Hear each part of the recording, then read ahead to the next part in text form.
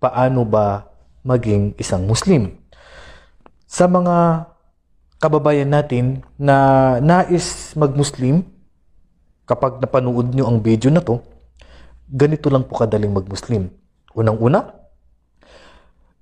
na maitatanong sa iyo kung handa ka na ba na kilalanin na ang tunay na Diyos na karapat dapat sambahin ay ang Allah subhanahu wa ta'ala.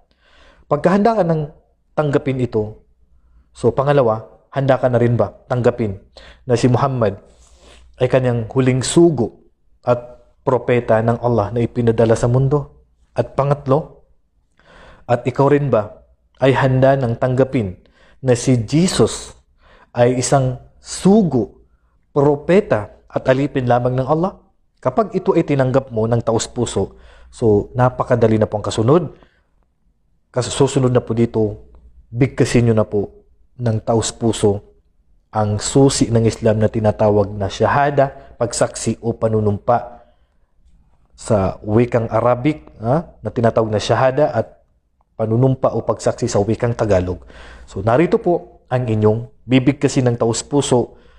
Ang Arabic niya kasama na po ng Tagalog na tinatawag na shahada. So pakinggan nyo at sundin mo lang ng taos-puso. Ito po. Ashhadu an la ilaha illallah wa ashhadu anna Muhammadan Rasulullah. At ito ang kanyang Tagalog. Ako ay sumasaksi na wala ng ibang Diyos na karapat-dapat sambahin maliban sa Allah.